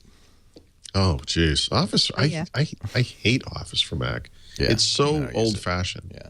Second half of this year, you're going to get it at some point. Well, I'm just trying to give And not them a something. second too late. Yeah. We were reporting, I think on Tuesday on Mac Break Weekly, the increase in Mac sales, but that goes along with actually increase in PC sales as well. Fourth quarter was actually a growth quarter for sales of computers. Some people misunderstood my comments about PC recovery because when you look at the full year, it was still kind of a slight decline overall. But the point is there was a big decline and then a slightly less decline, and then it was almost break even, and then it actually grew a little bit in the fourth quarter. And so that's what I mean by recovery. It's been a progression. Yeah. And so I am expecting, especially when you look at those devices they announced at CES, you think about Windows 10 and everything. I think they're going to continue that trend. I did my bid. I bought that new Dell. Yeah. You guys? No, and honestly, You when guys? I think Mary Jo's going to sit on that S7 for another 3 years. Sure. No, that's very pragmatic, though, Leo. Oh, okay. She doesn't have that. She's like a business. She doesn't crack open her sleeve and a credit card comes flying out. And she buys a new computer every 10 seconds. I like known quantities. You know? I love my S7. By the way, I'm kind of getting there. I got to say, after years and years of testing software and always having Yeah, like I'm it's really a pain, isn't it? getting tired of this. Stability's not bad. But the one thing to bring it back to the PC thing, I mean, the thing I really am most happy about looking forward to this year and thinking about Windows, especially, or Microsoft in general, is just this kind of notion of a PC resurgence, because ultimately the device stuff will always be interesting to me. I mean, I love Windows Phone and all that stuff, cloud services, et cetera. But, the PC to me is still kind of the heart of what this is all about. And I feel like in the Windows 8 generation, we got away from that. That right before Windows came out, Microsoft believed very deeply that the future of personal computing was these devices, and that was it. And I think what they underestimated was the amount of interest and need for actual just PCs, just productivity devices, these things that work really well, that are what Mary Jo just called a known quantity. I'm really happy about that, because I just care about that stuff so much, and this is all reminding me of how we had kind of lost that for a couple of years there. Yeah. I mean, I wouldn't jump up and down and assume that desktop computing is back, baby. Yeah, I would. Oh, Leo, Woo. desktop computing is back, baby. I'm told, by the way, there is in fact a Skype dog food program for early. All right. Okay. access. If you want, dog food, I think it's a private. It's not for the system. everyday people like us. Yes, yeah, right. Yep. Yeah. I think it is private. Yeah. Most of those PC sales, I would imagine, were laptops and then hybrid things like the Surface, right? That's correct. Yeah. And some of the cheap ones too, right? The new cheap ones that came out. Yeah, like the around Stream, HP Stream. Yeah. Yeah. That's got to really, that's got to be a big success. Yeah, so those are, to me, are the two huge trends, right? Not just cheap devices. We've already had cheap devices, but cheap devices that are really nice, like desirable cheap devices, HP Stream 11 and 13, et cetera. Yeah. But also these hybrid devices where, if you went back to the original launch of Windows 8, we didn't see much of them. And the ones we did see were kind of a little hokey and, weren't quite there yet. And now we see really mature devices that are really great and they're really nice. And even something simple, I think Mary Jo's laptop has touch, obviously, on the screen. You can get a version of that Dell laptop we've been talking about with or without touch. But then they have the ones where the screen pops off or the screen turns around. And I don't know, they have a different name every 2 months, but what they're calling detachables today. I think these things have finally kind of come into their own, they're a thing now. I mean, I think they're starting to sell.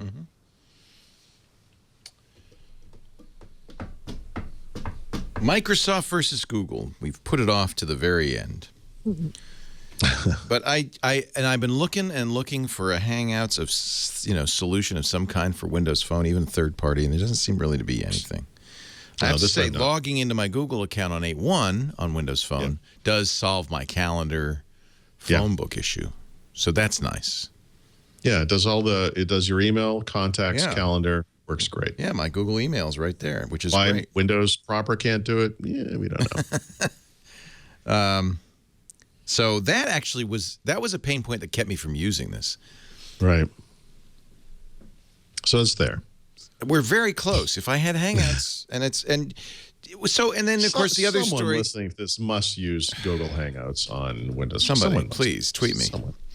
The other thing, of course, and it's a big story this week, is how Google, for the second time in a row now, has revealed a Microsoft Windows vulnerability, kind of related to the first one, after a 90-day waiting period, but still refuses or can't, I think really the word is can't, fix a massive, serious vulnerability in all versions of Android prior to 4.3, I think. I didn't add that to my story about this because that's kind of an easy dig to make. I'm more outraged at their handling of this Microsoft bug, and maybe you can explain this to me because I don't feel like I quite understand it, but Google created a security initiative called Project Zero. Yeah.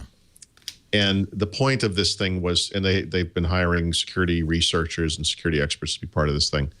And they're looking for security vulnerabilities, the notion of making zero-day attacks a thing of the past, right? But it's about transparency and communicating these things publicly. And so my understanding is what happens is they discover a vulnerability. They communicate that to the company that's responsible for it, Microsoft in this case. But then the clock starts ticking because they have their own kind of arbitrary schedule. The notion being, that they guilt people into fixing these things quickly, I guess, or something. Is that the point? And then they communicate it publicly? Is that literally the plan? Well, see, I asked Steve Gibson this, and I didn't really get a good answer. But it's my understanding that all security researchers do something like this. If you find a flaw, you first privately communicate with the company who creates the software and say, there's a flaw. But it is completely normal at some point to publicize the flaw, because the thinking being, and I think this is not incorrect, that if the company doesn't fix it, then the public has a right to know it exists, because hackers will find it eventually. So, but the problem is, once you've alerted the public, well, now you exists, I know hackers literally know about it immediately. Right. I mean, and Google in both cases published sample code, so it's a trivial thing to take. Well, that's very helpful of them. Now I have to point out this. This particular vulnerability, you got to be physically at the machine. It's not.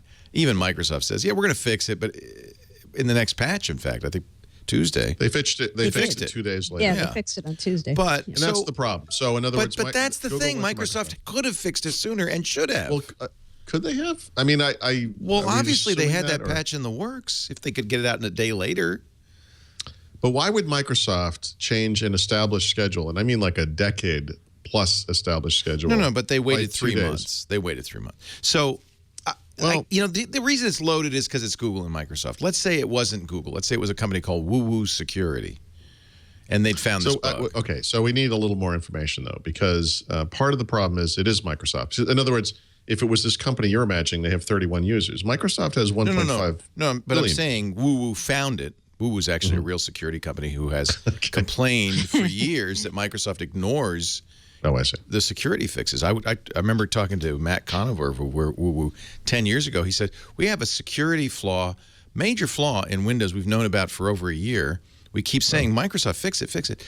I think that's what happened is the security community finally said, you know what, you can't wait forever.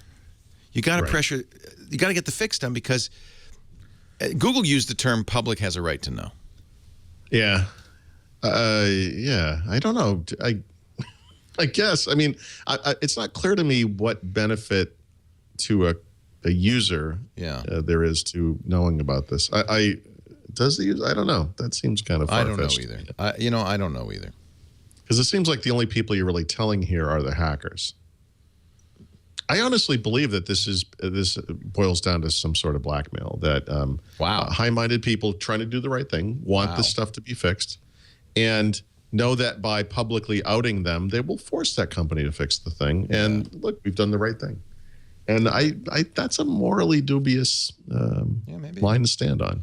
Yeah. Maybe. And Mike, on Twitter, Mike Baz points out a very valid thing. He said, none of us outside of Microsoft know how long it takes to write and test a patch. So it's for us to say it was 3 months. We don't really know. We don't know. 3 months. Good point. Right. Good point. Yeah, that's my thing. That's part of my point. Yeah. There is this kind of who knows what the right amount of time is. But it's not forever, right? If you know of a flaw in something, you don't, and you tell the company about it and they never fix it, should you just keep shut up? I mean, other companies have done that and they've gone public with flaws. Oh, it happens all the time. This is Windows. I think this is SOP. I'll be honest. I think this is SOP in the security community. I don't think the question is, what's the right time? How long is the right time? And and the other question is, did Google know they were going to patch it 2 days later? I don't know, because we're going to talk about why they might not have known that in one of my tips. But well, here's one thing for sure. I would hope that somebody from Google the day before they go public calls somebody high up in Microsoft, says, dude, we're going to publish. This is the problem, and I wonder if that actually happened. Yeah, that's a good question. Yep. And the reason people are bringing up this flaw in Android is it's not like Google lives in a glass house. It's not like they're perfect. Yeah. So but that's why I don't think it's throwing stones. I think it's at least intended. Every time something like this happens, someone will say something. Well, Microsoft should start announcing Google security flaws. Guys, seriously, that really isn't the point. Well, believe me, others will. Others will. I mean, that's what happens. But security flaws happen. That's not what this is about. And it's kind of embarrassing for Google because this Android flaw is frankly something that's hard for them to fix. You know, this Yeah, and by the way, I feel like that's a separate issue. But the one thing I would say is that it highlights a very interesting point for us Windows folks, because as we know, one of the big angst issues we have is, Microsoft can never update Windows Phone. You know, as it turns out, Google has the same problem. And I would argue that by having so many more users on mobile, it's a much bigger problem. Right. You know, in Windows proper, we can deliver security updates very easily. What if there was a security flaw in Windows Phone? You know, could Microsoft deliver that via Windows Update and just have it happen, irregardless of carriers? You know, probably not. It seems like that's what's happening on the Android side. It's exactly, because it's not. In fact, Google changed how they do their browser now so that they can update this. Yes. I think they realize, we got a problem here because we can't update. We have to push the patches to the OEMs and hope that they do something. And so it goes Google, OEM, like. Yeah. You know, and by the way, Microsoft did go to Google and ask for 2 extra days. Oh, there you go. Officially, yeah. All right. And they got it, right? Did they get Nope. it? They didn't get it. Oh, they did. Nope. Google. How do you know that? Is that public information? It's in the Microsoft blog post, apparently. Oh. Okay. Well, it's just more of this sniping then. If it weren't Google and Microsoft, that was kind of my point with the it's not. example. In other words, it's not just soap opera, right? I mean, we like to see Godzilla and King Kong go at it. That's fun. But there's a reason it's fun. It's because these guys both have millions and millions of customers. And in this case, you know, showing a disregard for customers is a dangerous stance on Google's part. And they do it a lot. You know, they do it when with all their anti-privacy activities and so forth too. I mean, I just think there's kind of a trend there where it's almost like they're engineer focused and they have a hard time with the human part of it, you know? I'm just surprised there isn't more outrage with Google. I think there's a lot, actually. Is there? Yeah. There should be. Yeah. Okay, moving right along. Oh, one other little bit of something. Microsoft has decided to bury the hatchet in Google's back. No, sort of. The Scroogled is over. Again. I thought it. Yes. Remember last year, somebody who worked on the Bing team said in a very public forum, "Oh, by the way, we're not doing Scroogled anymore. It's done." Microsoft denied at the time that they had killed Scroogle. And so this past week, when Beta discovered that Microsoft's Scroogled site now redirects to whymicrosoft.com, they don't have the Scroogled site anymore. But when contacted again, Microsoft still is denying that they've killed the Scroogled campaign. And they said, you know what, we might resurrect it at any time. It's not dead. Oh, I suppose it's dead, guys. It's dead. It's dead. This was the kind of campaign, anti-Google campaign. Actually, could I just describe it slightly differently? Yes. This was the single greatest thing that Microsoft has ever done. And you know what? I'm really sad I didn't get Paul a Scroogled shirt before they did away with this. I'm going to try to find one when we're in Redmond next week and present it. Please, somebody wants to have a Scroogled shirt. Send it to Mary Jo so she can gift it to Paul. I'm going to. No, Paul, he needs to wear it. Paul, you don't remember, Mary Jo, because you weren't here at the time, but Paul hated those the anti-Microsoft ads Apple did, the switcher ads, the one with John Hodgman, and kept saying, why don't we fight back? Well, why did I hate them? Because they were lies. Right. You know, the Scroogle thing I thought was great because it's all true. Yeah, sort of. It's true in the way that a political attack ad is true. Like a bee exactly. in my ears. Exactly. And in fact, who created or was one of the masterminds of this? Mark Penn. Yes, speaking of political campaigns. Right. The single greatest human being that's ever walked the earth, that Mark Penn? And you know what? You missed getting his autograph that time we saw him, Paul. I know. That's because I turned around and he disappeared in a cloud of vapor and he did. Greasy smoke. With his evil cape. He had a cape. It was the smell of eggs was in the air. You know, Hillary Clinton is probably going to be running for president in a couple of years. I think Mark might have a job in the Clinton campaign. Maybe That's Mark where he will came leave from. Microsoft. Yeah. Then I'll start a campaign called Romneyed. Romney. Oh, man. Nice. All right, let's take a break. When we come back, back of the book, we got your tips, we got your tricks, we got your enterprise picks, and, of course, your beer of the week. The show brought to you by the phone system we know and love and have used since we moved in here 4 years ago. I probably don't even have to tell you, Ring Central. It is just like everything else we talk about in the cloud.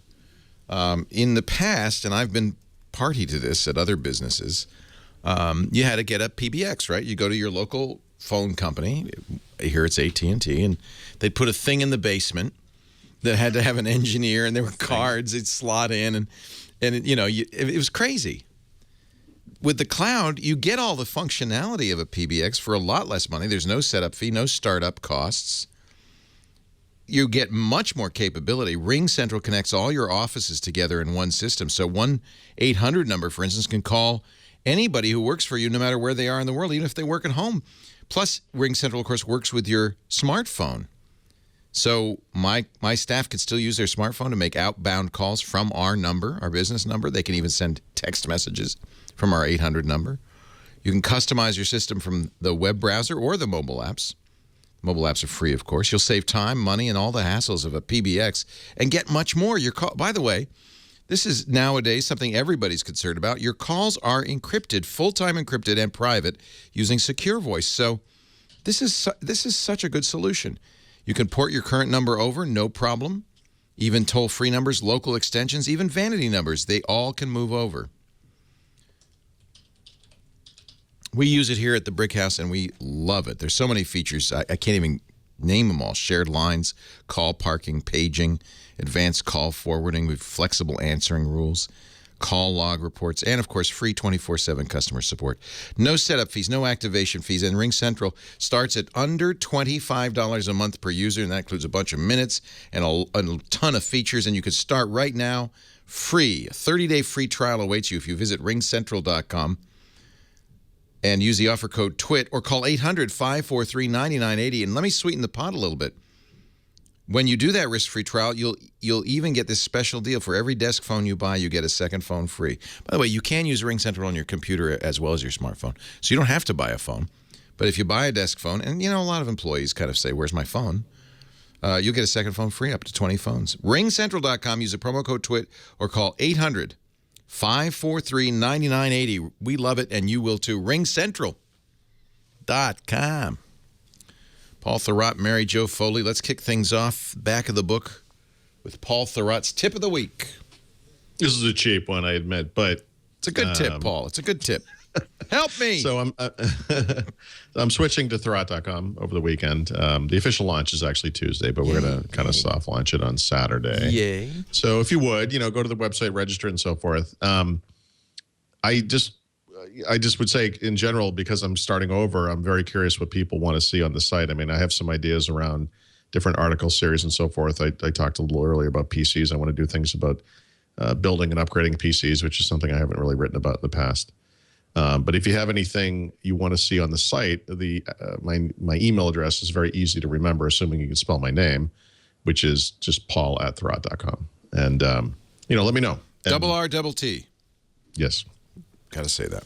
It's going to be your new slogan. RRT. Register. Please register.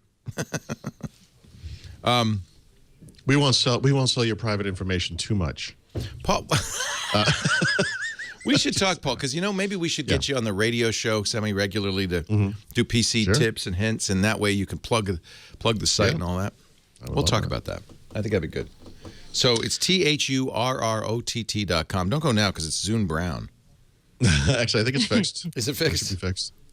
Well, in other words, right now you could just register, but we should be live over the weekend. I'm going to register. THURROTT. There'll be a newsletter and everything. Really? Cool. Sure. So is it kind of, oh yeah, there it is. It's nice. Is it going to be all the stuff that would be on the super site only? Yeah, it's consumer focused. Yeah. No enterprise here, but the coffee's always hot.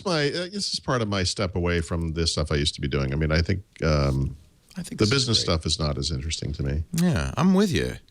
And I think that we reluctantly and slowly went into enterprise because it's a specialized thing. But consumers, I know people say, oh no, nobody cares anymore about building computer stuff.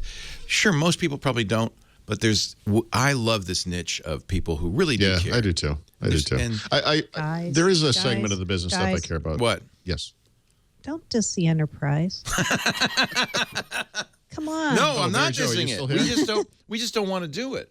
No, we're not. Somebody has to do it. Listen. Yeah. I am You're happy great at to it. leave this Think of to the you. Hadoops. You're great at it. Guys, I don't come want on. to think of the Hadoops. That's the thing. And both you guys have been on This Week in Enterprise Tech, and we do enterprise programming. But thank goodness I've got, Mary Jo and I've got Robert Ballas here because I don't want to do it. Plus, on this show, Mary Jo and I could be like the yin and the yang, of consumer and business. Yeah. Right. No, we're really glad we have Mary Jo to talk about it, so we don't. No, have and I do This care is about some of feeling it. I mean, the small business stuff I'm particularly interested in. Yeah, you go. like that. See? Device management. Yeah. BYOD, very interesting to me. Yeah. Yeah. Trends. Portable computers, good. very interesting. Software pick of the week, Paulie. So actually, I've got two. So I had a small one, thanks to someone on Twitter. But the first one, the original one I had was Microsoft really quietly and strangely released something called called Phone Insider for Windows Phone 8.1. It's an app, obviously, for Windows Phone 8.1. And what it appears to be is a version of their previous, the Preview for Developers app aimed at Windows 10. And so, in other words, when this thing goes live, you'll be able to use this app to prep your phone so that you can get the Windows 10 beta or whatever they're going to call it for Windows Phone.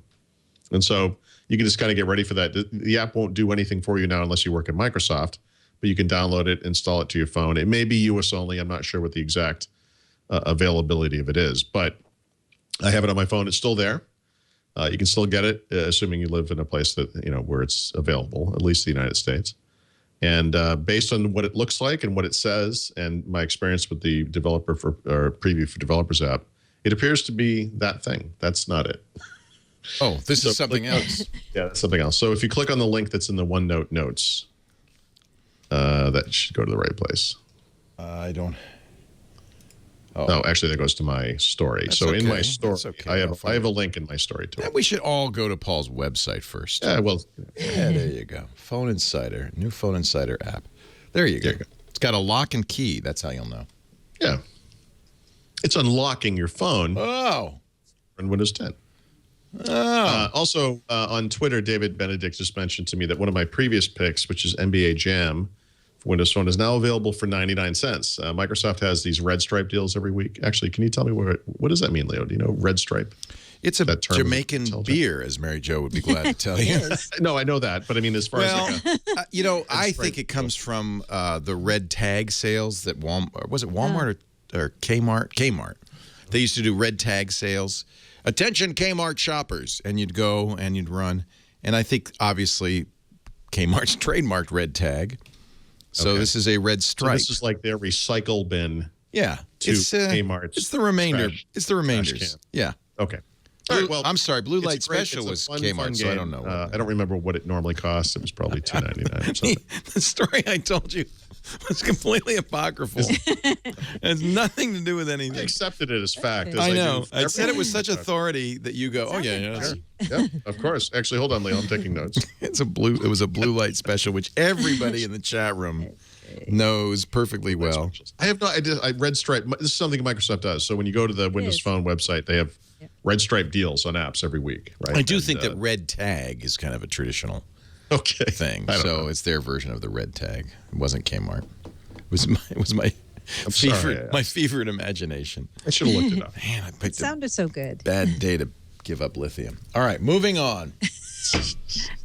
You NBA Jam 99 cents. I should get that too because it would look really nice on this giant screen 1520. Enterprise time. Mary Jo Foley with our Enterprise Pick of the Week. Yes. So this is somewhat related indirectly to the Google news about them disclosing patches this week. Microsoft announced early this week that they are no longer going to make available what they call the Advanced Security Notification Service publicly for free to administrators. So what this was, it's a 10-year-old service. It is very closely aligned with Patch Tuesday. Remember how Microsoft used to post up here. These are the kinds of vulnerabilities that we're going to patch next week when it's Patch Tuesday. That was what the advanced notification service was. Well, they've decided they're not doing that anymore. And the only people who are going to get those advanced warnings now are paying Microsoft Premier customers, which are the really big enterprise shops, and some of the security companies that work hand in hand with Microsoft around patching. Everybody else, it's just going to be a surprise now what happens on Patch Tuesday. And the reason Microsoft said they decided to do away with this was because they claimed not many people were taking advantage of it, that administrators were just dealing with Patch Tuesday announcements as they happened on Patch Tuesday, and they didn't really need the advanced notification. That's their story. They're sticking to that.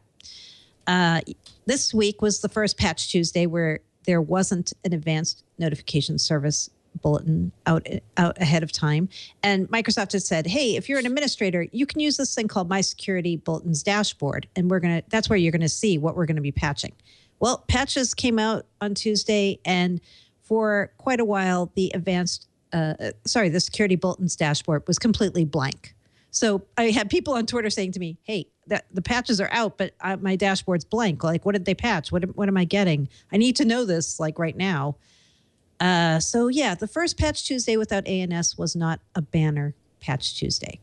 But I think Microsoft has decided no more ANS warnings are going to be publicly available. So it's something that administrators are going to have to figure out how they're going to deal with that and how they're going to work around. Again, they say that not many people were using it. Based on my Twitter stream and my email, I think quite a few people were. But again, that's just anecdotal data. Well, you say it's no longer publicly available. Who gets it? The high-end enterprise people? Yep, Microsoft Premier customers who are the large volume customers. Right. And then some of the companies who work hand in hand with Microsoft around patches and developing patches and figuring out disclosures. So there are some people who are still going to get it. It's just not going to be publicly available and not posted to the web as it has been for 10 years. And you say that they want you to use My Bulletins? Yeah, they want you to use My Security Bulletins. They have a couple other things they're suggesting, but I think they need to make sure those are going to be really solid before they say that's what people should use. Yeah. Yeah, it was a little rugged. What do you think about this, though? I mean, what do you think about this decision? Even if very few businesses ever use this thing. I don't understand why they did it. I don't. Yeah, because you're creating it anyway. It's not. I know. It's only a question. I mean, we live in this age of transparency. I know. Right? And I know. Why would you do that? My thinking when I first saw the announcement was it doesn't look good for Microsoft to have to bring up 2 weeks in a row, hey, we're going to patch like 75 vulnerabilities in Internet Explorer. That's not something you want to have trumpeted around in headlines, right? I mean, that was my first take. I'm like, they don't want to have this be made into a really huge deal like it is every single month, 1 week before Patch Tuesday and then on Patch Tuesday. It's like, wow, they had to fix like 90 things wrong in Windows. I took it as something they just didn't want to have the bad headlines. That, of course, is not what they're saying was the reason. Yeah.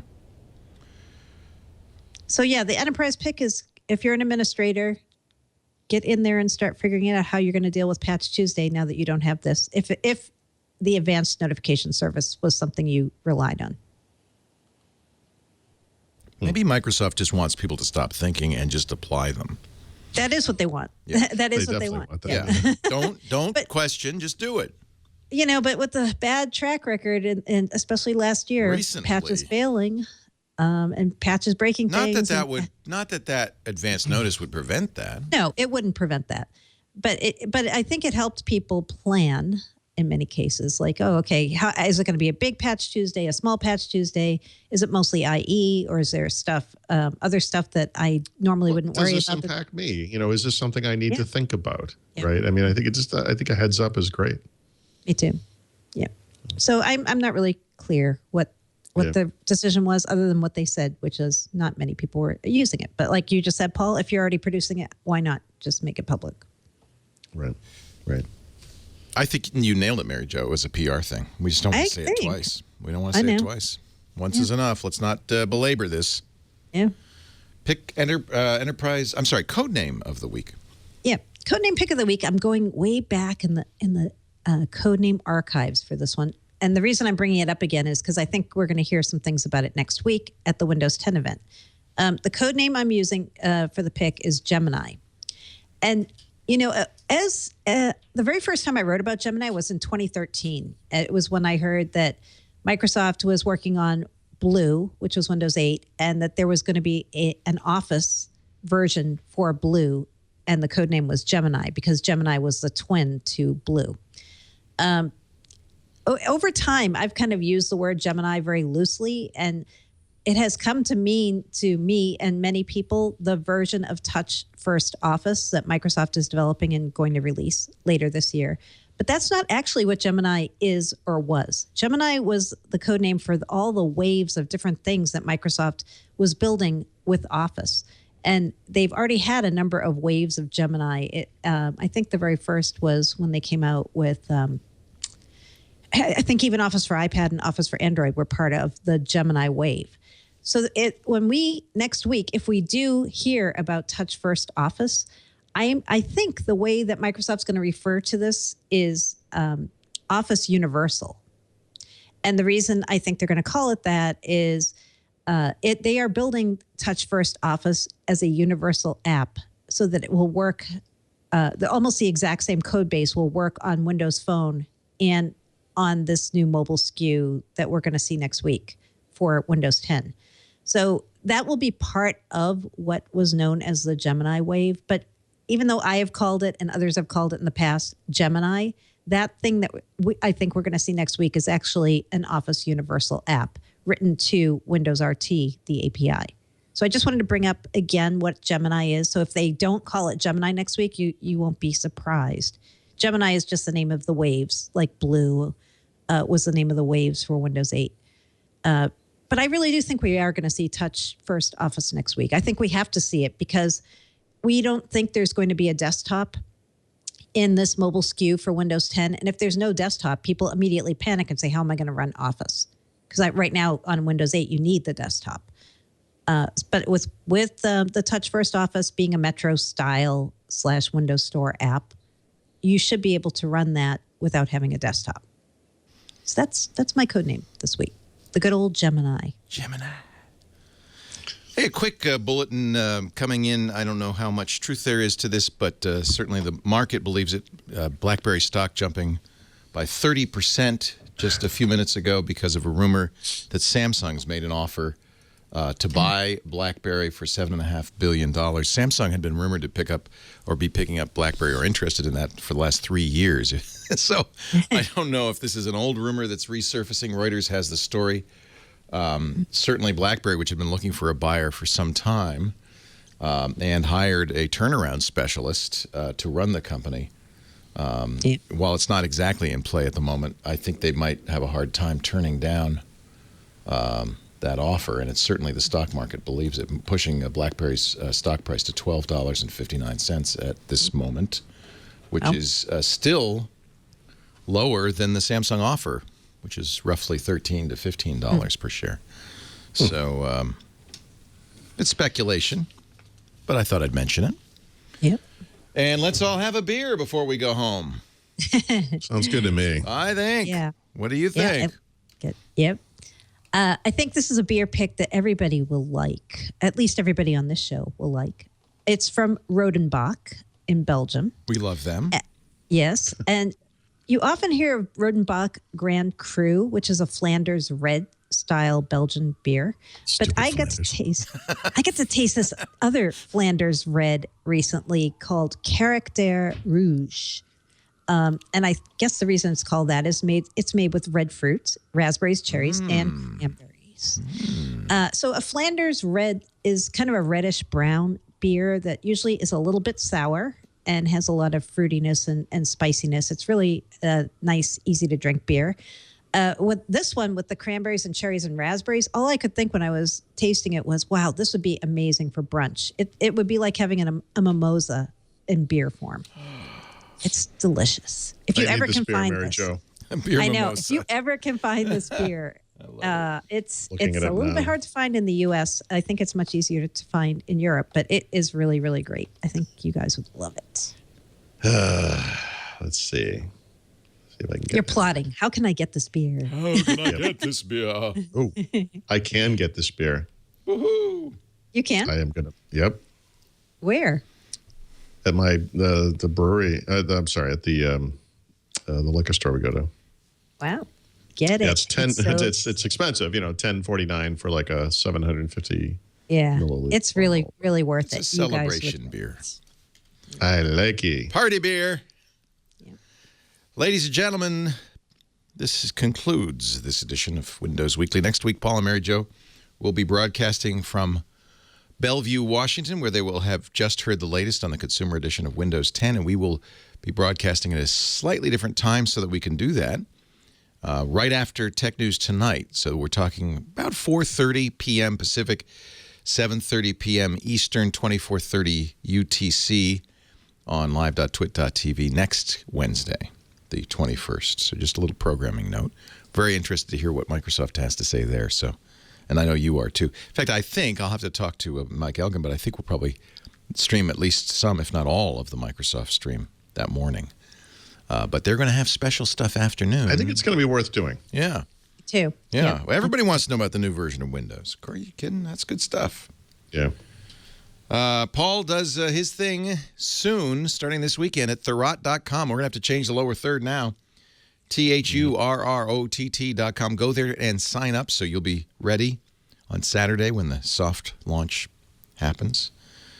Mary Jo Foley is at allaboutmicrosoft.com, her ZDNet blog, and both join us every week, every Wednesday, to talk about Windows. Thank you so much, guys. Thank you, sir. Safe travels to Washington State. We'll talk to you in Bellevue next week. All right. And, you know, I should reiterate, there is going to be a meetup. Yeah. If Right. you are in the area at the Bellevue Brewing Company, 6:30 to 9 p.m. No RSVP needed. Just show up, mug in hand, Stein in hand, Right? with a good appetite because it looks like the food Just there make is sure really there's nothing hoppy in it. good. Wait a minute. You mean like this IPA? I Oh, know that no. the prominently displayed IPA Oh, on their website. no. They have other beers. Don't They worry. do. Chef. In fact, it really looks good, and the food looks good. So Yeah, everybody says the food is delicious. I so- can't wait. Maybe I'll just fly on up. You should. It's not far. I should. I really should, but I won't. I have other duties here at the Brick House Studios. I say. Hey, thank you, lady and gentleman. Thank you. And we'll see you next week, a special time for Windows Weekly. Bye-bye. Bye.